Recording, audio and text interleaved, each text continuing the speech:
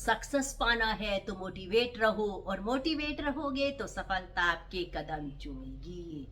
सबको गिला है कि हमें क्या मिला है, जरा सोचिए जो आपको मिला है वो कितनों को नहीं मिला है। आज आपको एक कहानी सुनाते हैं। महाभारत के युद्ध के बाद में युधिष्ठिर राज्य पे शासन करने लगे थे, तो सभी में मतलब दूर दूर तक ये प्रसिद्ध था कि जो भी कोई युधिष्ठिर के पास जाता है वो खाली हाथ नहीं आता है, क्योंकि वो बहुत अच्छे तरीके से अपने राज्य को संभाल रहे थे।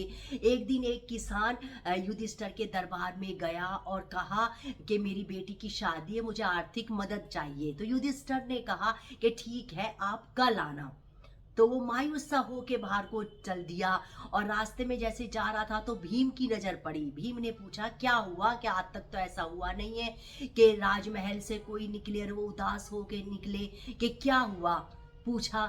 तो उस व्यक्ति ने कहा कि नहीं, मैं आया था, उन्होंने कहा कल आना, तो मैं अब कल आऊंगा, तो इसलिए मायूस सा हो गया, मेरी बेटी की शादी है। भीम ने कहा कि आप बिल्कुल चिंता ना हो, बिल्कुल परेशान मत हो, आपकी बेटी की शादी बहुत अच्छे तरीके से होगी और आपको मदद की सहायता भी मिलेगी, आपको जरूर मिलेगा।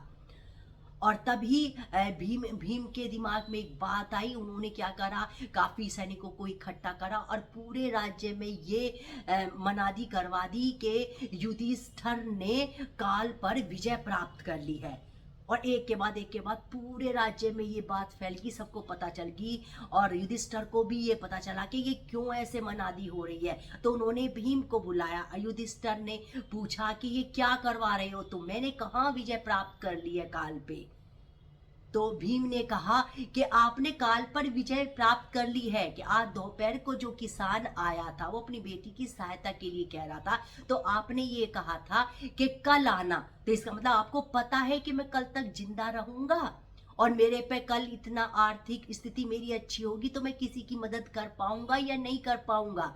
तो इसका मतलब आपने काल पर विजय प्राप्त कर ली, कि आपको पता है कल तक आप जिंदा रहेंगे और कल आप उसकी मदद कर देंगे।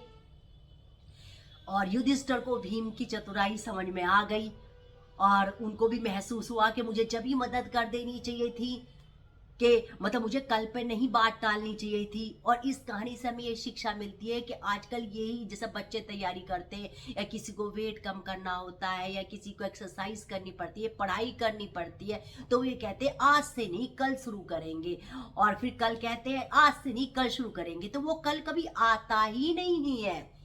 अरे जो भी आपको करना है और जो आपने गोल सेट किए हुए हैं, टारगेट सेट किए हुए हैं, वो आज से ही शुरुआत करें, आज से ही करें, कल की बात पर ना टालें। क्योंकि आजकल जो बच्चे हैं वो ऐसे ही करते हैं, अरे एग्जाम है मेरा 2 महीने बाद, कल से शुरुआत करता हूं, और कल क्या परिस्थिति आ जाए, क्या परेशानी आ जाए, जितना तुम्हें आज समय मिला है उतना तो मेहनत कर लो, उतना तो उसके लिए काम करो।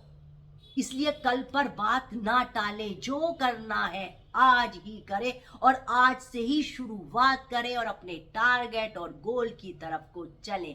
और मैं ऐसे ही आपको प्यारे प्यारे टॉपिक लाती रहूंगी, और मेरे चैनल को लाइक करें, सब्सक्राइब करें, शेयर करें।